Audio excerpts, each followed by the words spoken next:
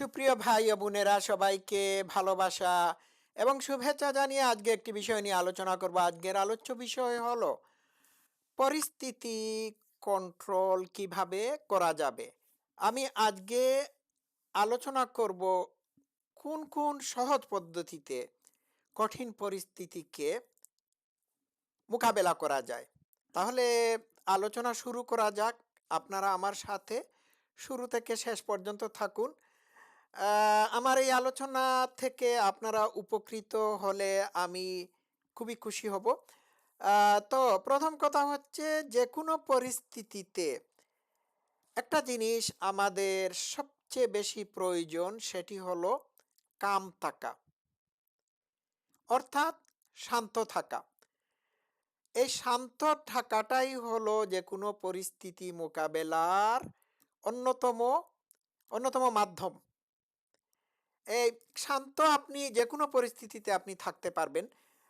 ধরুন আপনি একটা কঠিন পরিস্থিতির মুখোমুখি হয়েছেন। এই জায়গায় যদি আপনি অস্থির হয়ে যান, তাহলে আপনার ব্রেইন ফাংশন করবে না এই পরিস্থিতিকে মোকাবেলা করার জন্য পথ খুঁজে বের করার। অর্থাৎ এই প্রবলেম বা এই প্রবলেম যে পরিস্থিতির মধ্যে সৃষ্টি হয়েছে, সেই প্রবলেম সলভ করে খারাপ পরিস্থিতি থেকে বের হয়ে আসার কোনো উপায় আপনার ব্রেইন খুঁজে বের করতে পারবে না। এই জায়গায় যদি আপনি ধীর স্থির শান্ত থাকেন এবং কাম থেকে কাম অর্থাৎ শান্ত থেকে যদি আপনি উপায় খোঁজ করে বের করার চেষ্টা করেন, তাহলে দেখবেন দ্য জব ইজ ডান। গেল এইটা। আচ্ছা, আহ, আমি একটা উদাহরণ দেই। সেটি হলো, যখন আপনাকে কেউ গালিগালাজ গালিগালাজ গালিগালাজ করে অশ্রাব্য ভাষা প্রয়োগ করে ইনসাল্ট করতেছে, তখন আপনিও যদি রাগান্বিত হয়ে তার সাথে একই রকম ব্যবহার শুরু করে দেন, তাহলে পরিস্থিতি এই পর্যায় থেকে আরো বৃহত্তর পরিসরে চলে যাবে। অর্থাৎ এটি মারামারির পর্যায়ে চলে যাবে। এই জায়গায় যদি আপনি অপমানকারীর মতো না হয়ে শান্ত ধীর থেকে আপনি আপনি যদি উপায় খুঁজে বের করার চেষ্টা করেন, অথবা সম্পূর্ণরূপে যদি শান্ত থেকে থাকেন, তাহলে এই ফার্দার সমস্যার সৃষ্টি হবে না। তো একটা কথা বলি, একজন আপনাকে গালি দিয়েছে গালি দিয়েছে ওই একটা পশুর নামে অথবা অন্য কোনো কিছু নামে। যেমন ধরুন, আপনাকে গালি দিয়ে বলেছে উয়ারের বাচ্চা। আপনি যদি পাল্টা গালি দেন, তাহলে সে সে এর চেয়ে আরো আরো জঘন্য গালি আপনাকে দেবে। তো এই জায়গায় যদি আপনি পরিস্থিতি কন্ট্রোল করতে চান, তাহলে আপনি শান্ত থেকে কিছুই করবেন না, নো রিয়াকশন। গেল এইটা। আচ্ছা, কেউ আপনার সাথে ধরুন খুব জুড়ে জুড়ে চিৎকার করে কথা বলছে।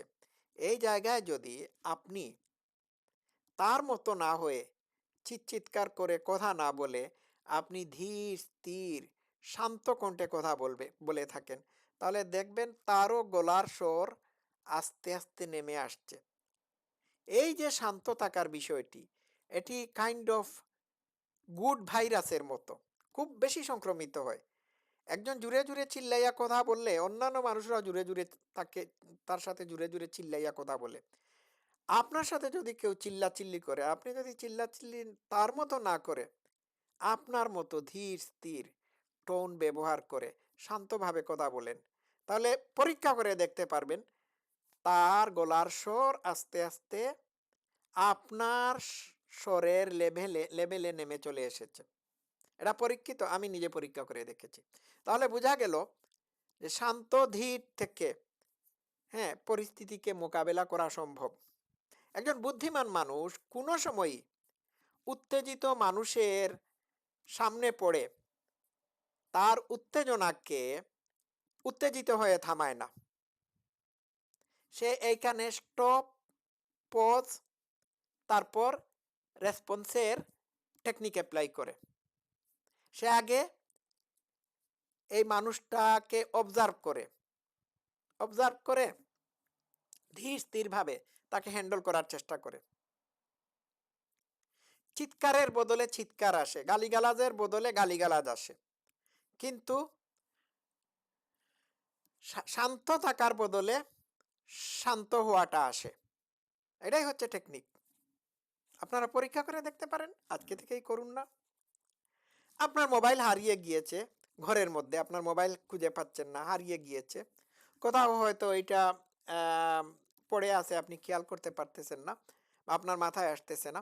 তখন আপনি যদি অস্থির হয়ে যান, হ্যাঁ আমার মোবাইল হারিয়ে গেছে, আমার মোবাইল হারিয়ে গেছে, আপনি যদি অশান্ত হয়ে যান এইরকম মানে ফিলিংস এর মাধ্যমে, তাহলে দেখবেন আপনি মোবাইলটা আর খুঁজেই পাচ্ছেন না। এই জায়গায় আপনি ধীর স্থিরভাবে একটা জায়গায় বসবেন, থিঙ্ক করবেন যে এটা কোথায় হারিয়ে ফেলেছেন, তারপর এমনিতেই আপনি খুঁজে পাবেন।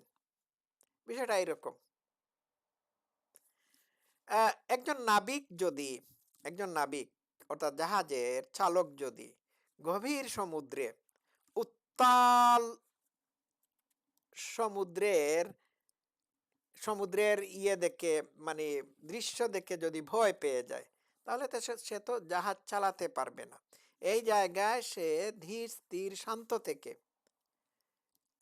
তার সকল প্রকার দক্ষতা অ্যাপ্লাই করে জাহাজ চালাতে হবে। এ জায়গায় যদি সে অস্থির হয়ে যায়, তাহলে তো জাহাজ ডুবে যাবে। জীবনটাই হচ্ছে এই রকম। আপনি যে কোনো পরিস্থিতির সম্মুখীন হলে পরে প্রথম যে শর্তটি হচ্ছে সেটি হচ্ছে আপনি শান্ত থাকবেন। অস্থির হয়ে কোনো লাভ নাই।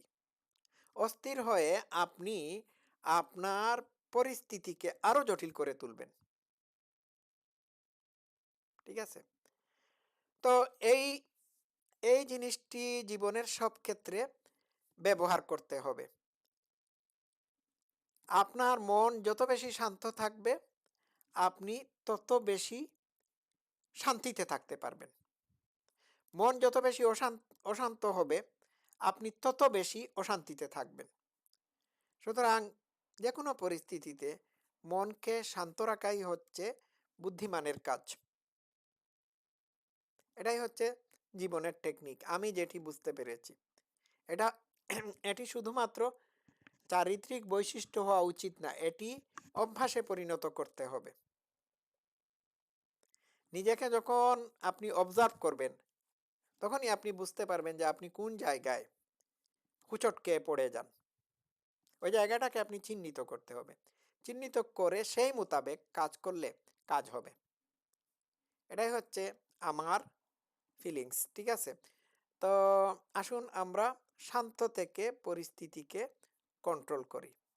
আর সবচেয়ে বড় বিষয় হচ্ছে আহ, অন্য আরেকজন মানুষের মতো না হয়ে আপনি আপনার মতো হবেন। এটা কথা মনে রাখতে হবে, একজন শত্রুকে মোকাবেলার সবচেয়ে সহজ মাধ্যম হচ্ছে তার মতো না হওয়া। ঠিক আছে? অন্য মানুষ আপনার সাথে যে খারাপ ব্যবহার করছে, আপনি তার মতো না হয়ে আপনি ধীর স্থির শান্ত থেকে তার সাথে ভালো ব্যবহার করুন, দেখবেন কাজ হচ্ছে। দর্শক শ্রোতারা, আজকে এই পর্যন্ত থাকুক। সবাই ভালো থাকবেন। Love you all. Thank you so much.